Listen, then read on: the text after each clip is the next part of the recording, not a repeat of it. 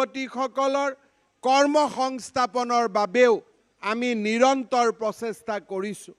যোৱা চৰকাৰৰ 2 বছৰত আমি 90,000 ল'ৰা ছোৱালীক চৰকাৰী চাকৰি দিলোঁ।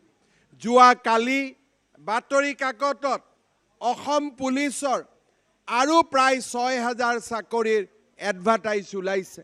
তাৰ লগে লগে এই মাহৰ ভিতৰতে আমাৰ চৰকাৰৰ উদ্যোগত আন বিভাগতো আৰু 15,000 চাকৰিৰ এডভাৰটাইজ ওলাব।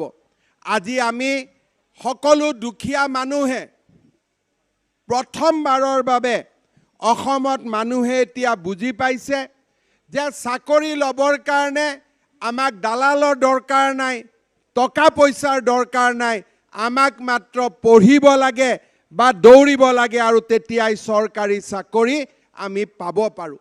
আজি আপোনালোকে দেখা পাইছে যোৱা কেইদিনত খানাপাৰাত যেতিয়া আমি চাকৰি দিছোঁ, কিমান দুখীয়া ল'ৰাই আমাক টিভিত ইণ্টাৰভিউ দিছে যে মোৰ দেউতাই বজাৰত পকৰি বিক্ৰী কৰে, কোনোবাই কয় মোৰ দেউতাই লেবাৰ কাম কৰে, কোনোবাই কয় মোৰ দেউতাই ৰঙৰ মিস্ত্ৰীৰ কাম কৰে, আৰু একোটা পৰিয়ালত 2-3টালৈকে চাকৰি হৈছে।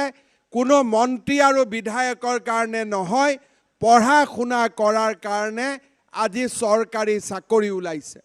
যিসকলে চৰকাৰী চাকৰি নকৰে, ব্যৱসায় বাণিজ্য কৰিব খোজে, তেনেকুৱা ল'ৰা ছোৱালীৰ কাৰণেও আজি আমি লোনৰ বাবে, অনুদানৰ বাবেও আবেদন আমি লৈ আছোঁ। এতিয়ালৈকে প্ৰায় 2,20,000 ল'ৰা ছোৱালীয়ে চৰকাৰৰ ওচৰত এই ঋণৰ কাৰণে আবেদন কৰিছে।